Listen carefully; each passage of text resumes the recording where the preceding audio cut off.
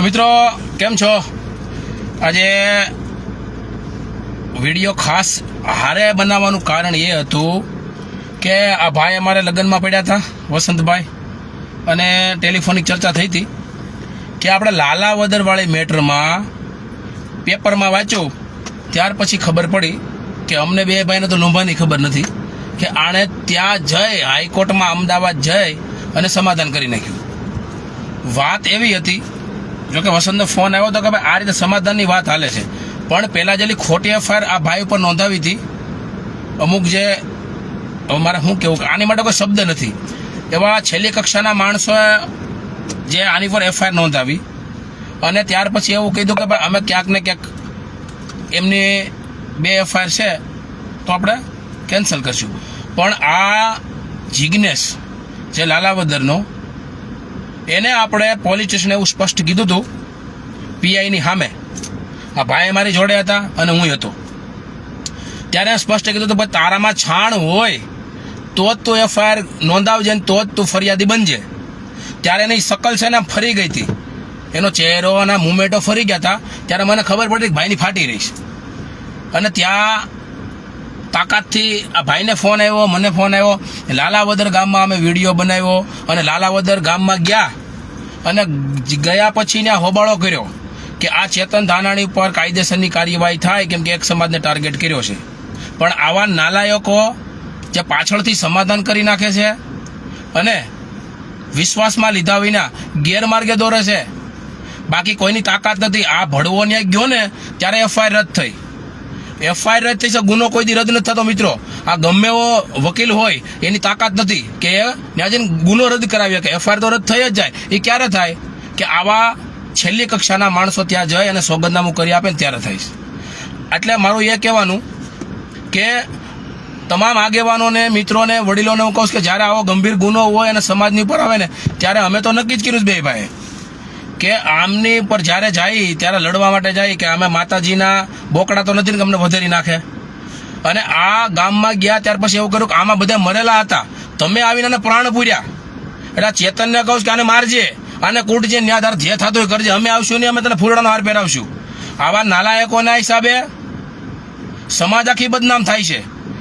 સાચી એફઆઈઆરમાં આ ત્યાં જઈને એવું કહે કે સોગંદનામા કરી દે કે મારી કાંઈ થયું નહોતું, જગ જાહેર હોય, વિડીયો આવ્યા હોય, ઓડિયો આવ્યા હોય. અને આની શકલ, અને હું તો કહું આની પાસેથી ખરેખર તમામ પોલીસ સ્ટાફનો ખર્ચો લેવો જોઈએ, એફઆઈઆરનો ખર્ચો લેવો જોઈએ. પોલીસે આની પર જેટલો સમય બગાડ્યો એ તંત્રનો આના ઘરેથી હિસાબ લેવો જોઈએ અને આના ઘર ઉપર બુલડોઝર ફેરવી દો ભાઈ. હકીકતમાં આવા નાલાયકોના હિસાબે સમાજ બદનામ થાય છે. નાલાયક અમારે વિડીયો બનાવો તો બાકી કોઈ ગુજરાતનો વકીલ નથી કે એફઆઈઆર રદ કરાવી શકે, પણ આ નાલાયકને ગયો ને અને સોગંદનામું કરી દીધું ને એટલે એફઆઈઆર રદ થઈ. બાકી કોઈની તાકાત નથી, એવો વકીલ ભારતમાં કોઈ નથી. પણ આણે ભડવાઈગીરી કરી અને આની પર વસંત ચાવડા પર એફઆઈઆર કરી ત્યારે એ ચેતન ધાનાણીને કાંઈ લેવા દેવાના હતા, પણ ત્યાં લગા બની ગયા હતા ને જે મરેલા હતા એમાં અમે આમ છાટ નાખીને પ્રાણ પૂર્યું અમારા શબ્દોના વારથી. ત્યારે પણ અમારી જોડે કાંતિવાળા, વસંત ચાવડા, હું ભરત કાતરિયા, ભરત બારોટ અને સંજયભાઈ બગડા એડવોકેટ, આ તમામે જઈ અને અમે અમારી તાકાત, અમારું શક્તિનું પ્રદર્શન કર્યું હતું. પણ ક્યાંક ને ક્યાંક આવા નાલાયકો હિસાબે અમારા ઘરના અમને એમ કહેવા માંડ્યા કે આવા નાલાયકો વાંહે સમય બગાડોમાં, આવા હરામીઓની વાંહે જાઓમાં, આને મારવા દો, કૂટવા દો. અને આવા નાલાયકોની વાંહે જવાનું થાય ને ત્યારે હવે અમે પણ 300ના સ્ટેપ ઉપર લેખિત લેવું વસંતભાઈ. એટલે આવા નાલાયકોને ખબર પડે, જ્યારે હોબાળો થાય ત્યારે બલીના બકરા અમે બની છીએ, અમે આગળ થઈએ છીએ અને અમને ખબર નથી પડતી અને તમે ન્યાય જઈને તમારી પત્તા ઠોકી આવો છો. તારું છે ને જિગ્નેશ, તારો થોપડું ફરી ગયું હતું, તારી ફાટી રહી હતી. ત્યારે અમે કીધું હતું વસંત ચાવડાના અમે એફઆઈઆર કરી, પણ ત્યારે વિઘ્ન સંતોષી અમુક બળતરાવાળાને એમ થયું કે નહીં, વસંત ચાવડાના ફરિયાદી ન બને કે આને જ બનાવો, એની ફાટી રહ્યો, જાઓ નહીં ત્યાં. આવા નાલાયકોને મારી પાસે કોઈ શબ્દ નથી કે આને મળે ને હામાં તો આનું પાટલું કાઢીને મારું, એવો મારો મગજ ગયો. એટલે ચેતન આને મારજે, કૂટજે ને દાદાગીરી કરજે, લાઈટો કાઢી નાખજે, પાણી કરી નાખજે, તમે તાર મારજે, અમે તને કાંઈ નહીં કહીએ આ મેટરમાં. હો, હવે વિશેષમાં મારા સાથી મિત્ર વસંત ચાવડા કહે. ભરતભાઈ જે કંઈ એનો બળાપો કાઢ્યો છે ને એ ખોટો નથી.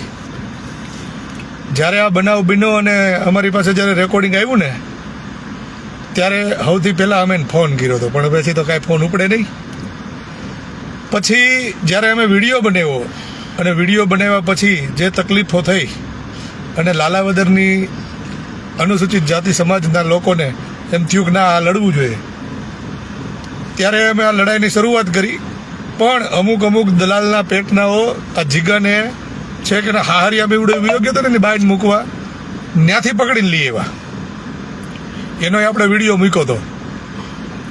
ત્યાંથી પકડીને લઈ આવ્યા ને સમાધાન માટે મહેનતું કરી હતી. પણ લાલાવદરના યુવાનોએ એવું કહી દીધું કે ભાઈ કાલે વસંતભાઈ આવે છે અને પછી તમારે જે કાંઈ હોય એ આવીને કહેજો. પણ પછી તો કોઈ આવે નહીં, કેમ કે એને ખબર હોય કે વસંતભાઈ ભરતભાઈ બેઠા હોય ને સમાધાનની વાત તો થતી નથી.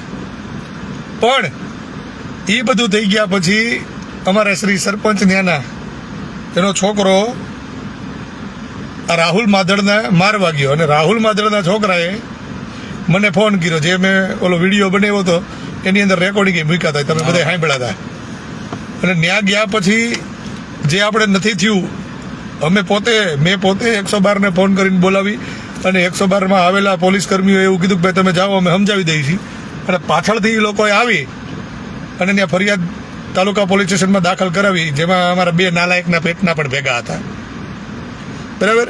અમારા ભરતભાઈ રાત્રે ત્યાં ગયા ને ત્યારે એક તો ભણવો એમ કહેતો હતો, ના મને તો કાંઈ ખબર નથી, આટો મારો 14 તો 10 વાગ્યાનો ત્યાં બેઠો હતો. અને તું એમ કે મને કાંઈ ખબર નથી, તારો રાઉન્ડ તો આવશે, નિરાત રાખ.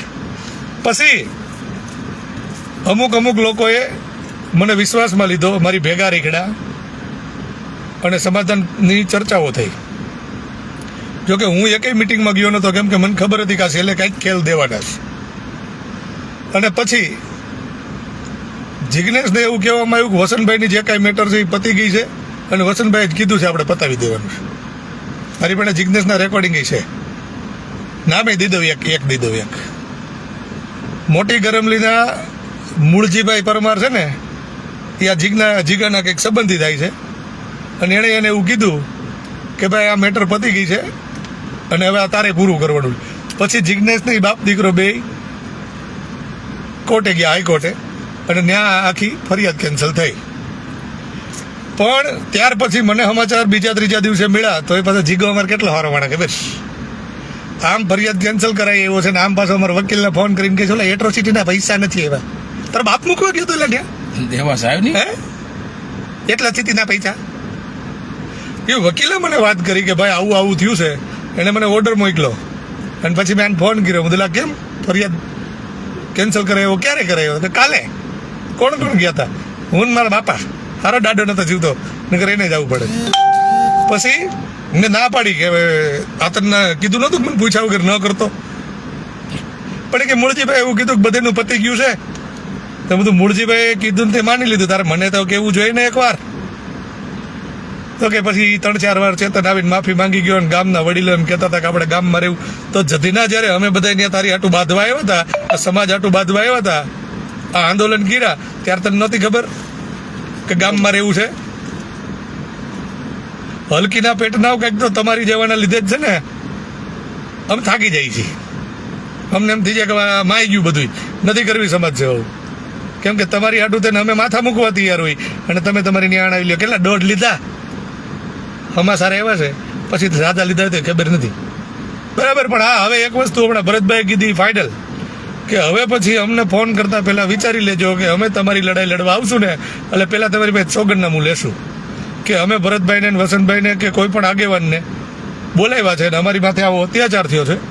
બરાબર. આ લડાઈઓ અમે ભરતભાઈને વસંતભાઈને કે જે તે આગેવાનને સંપૂર્ણ રીતે લડવા માટે આ સોગંદનામું કરી દઈએ છીએ. પણ આને પૂછ્યા વગર કે કાંઈ પણ જાણ કર્યા વગર અમે એકેય પ્રકારનું સમાધાન નહીં કરશું. જો સમાધાન કરીએ તો અમારી માથે કાયદેસર કરવી. કેમ કે આમ નીમ તો તમને શું છે, એક તો એટ્રોસિટીના 50 મળે, આમથી 50 મળે, એમ 2-4 મહિનાનું હાલી જાય એટલે આપણે સમાધાન કરી લઈએ. તમારી કેની સામું દેવી તમને? તમારી હાટું થઈને જેને હકીકતમાં જેની માથે અત્યાચારો થાય છે ને એની ફરિયાદો નથી દાખલ થતી. અને એ તો બિચારા અમારી એવું પોગી નથી શકતા. અને તમે પોગી શકો ભોસડી દો, તમે ઉપયોગ કરો નિરાતે. અને એક વસ્તુ એ છે કે સમાજના આગેવાનોને ઉપયોગ જ થવાનું હોય, પણ તમારી જેવા હલકાવની પાસે ઉપયોગ થઈ જાય ને ત્યારે અમને એમ થાય કે માય ગયો આ ન કરાય. પણ બાબા સાહેબ આંબેડકરને આપણા મહામાનવોની વિચારધારા અને એના સંઘર્ષને યાદ કરીને અમે લડતા રહી છીએ. એટલે એવું નથી, મેં હમણાં કીધું એમ મારી કોઈના નામ નથી દેવા કે મને કોણે કોણે વિશ્વાસમાં રાખ્યો, કેમ કે મારી પાસે બધાને રેકોર્ડિંગ પીડ્યા છે. કોઈ એકે લાંબી પોળી નો થયો ને એટલે ફટાક દઈને ચડાવી દેવાનો છું. પણ ક્યાંક ને ક્યાંક અમારા નાનપણના સંબંધો આડા આવે છે ને, અમે મોટા ભાઈ કહીને બોલાવ્યા છે ને, એટલે અમે ભાઈ જ રાખશું, અમે જાહેર નહીં કરીએ. પણ બીજા જે અમુક આડાવાળા થઈ ગયા હતા ને, એ ધ્યાન રાખજો. કાંઈ લાડુ કર્યા ને કાંઈ લાંબા પોળીના થયા ને આડા, એટલે ફટાક દઈને ચડાવી દેવામાં આવશે ને પછી સમાજને નિરાતે એ ઘરે બેઠા બેઠા ફોન ઉપડે રાખજો, જવાબ દીધા રાખજો. બરાબર? એટલે હવે યાદ રાખજો કે અમને બોલાવો ને તો પેલા સોગંદનામું જોયા, નકર નહીં ભેગું થાય. બારોટભાઈ કયો? ખાસ કરીને સમાજમાં આવા આનું નામ આપણે ભડવા કહેવાય કે આવા ભડવાઓને કહેવાનું કે તમારી લીધે એક્રોસિટી જે કલમ છે એ બદનામ થાય છે. માટે આવા ભડવાઓને કહેવાનું કે જ્યારે તમને ભીમ પડે ત્યારે વસંતભાઈ ચાવડા, ભરતભાઈ કાતરિયા, ભરતભાઈ બારોટ આ બધાનો સંપર્ક કરો છો, અને જ્યારે તમને પૈસા જેમ કૂતરાની જેમ તમે આમ પૈસા માંગો છો ને પૈસા મળે એટલે તમે સમાધાન કરો છો, ત્યારે સમાજના આગેવાનો ક્યાં જાય છે? પણ અમે એટલું કહેવા માંગીએ છીએ કે હવે કદાચ તમને લોકોને મારી નાખ્યા હોય ને તો પણ અમારા સમાજના કોઈ પણ વ્યક્તિ તમારામાં આવશે નહીં. અને ચેતનભાઈને કહી આને ઘરે જઈને જે ઢીબો, જેથી કરીને આવા લુખાવને ખબર પડે કે આપણા સમાજ શું કહેવાય. સમાજને લીધે તેની એ લોકો ઉધડા ફરતા હતા અત્યાર લગી, અને સમાજને લીધે પાવર કરતા હતા, અને ખાસ કરીને સમાજના આગેવાનોને લીધે પાવર કરતા હતા. એટલે આવા ભડવાઓ અત્યારે પૈસા લઈને બે પૈસાના ભડવાઓ અત્યારે સમાધાન કરીને બેઠા છે. એને કહેવાનું કે હવે મહેરબાની કરીને તમે મરો ને તોય સમાજને યાદ નહીં કરતા, સમાજના કોઈ લોકો તો આવશે નહીં. કેમ કે જ્યારે વસંતભાઈને અને ભરતભાઈનો વિડીયો જ્યારે જાય છે ત્યારે સમાજના કોઈ વ્યક્તિ તમારામાં આવશે નહીં. પણ તમારા એમ કહેવાય છે કે દીકરા દીકરીને પણ કાંઈ પણ નુકસાન પહોંચશે ને તો પણ સમાજના વ્યક્તિ નહીં આવે. આ ખાસ કરીને ભડવાઓને મારું ભરત બારોટનું કહેવાનું. હા, એક વાત કહી દઉં. જ્યારે આ સમાધાન માટેની બેઠકો થઈ હતી ને, આપણે તો ચેતન ધાનાણીએ જે તે સમયે જે કાંઈ દારૂ બારૂ પીધો એનાથી બોલાણું.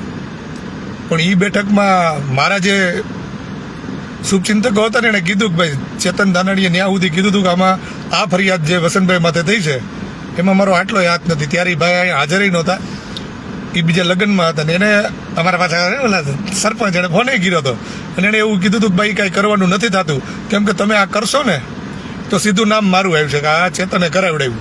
પણ ચેતનભાઈ હું એ કીધું કે તમે નથી કરાવ્યું એ મને ખબર છે, પણ એમાં અમારા ભડવા હતા ને એણે આ બધું કર્યું છે. પણ તમારે તો એના પગ ધોઈને પાણી પીવા જોઈએ કે હલકીના પેટના મારી માં ફરિયાદ કરીને તો તમારું સમાધાન થયું, નખરા ન થાત. હું અમારા ભડવા આમ નહીં તો આમ ક્યાંક તો તમને કામ લાગ્યા, નકર એને ફરિયાદી થવું હતું પણ ન મેળવ્યો. અત્યારે એ ફરિયાદી તો થયા, મારી વાત ફરિયાદ કરાવી અને તમારું મેળ પડી ગયો. એટલે જલસા કરો, અને હવે આ લાલાવદરની અંદર આવી કઈ બળતરા થાય ને તો અમને ભૂલી જાજો. જય ભીમ. જય ભીમ. 2 માં સ્લો કનેક્શન આવી ગયું છે.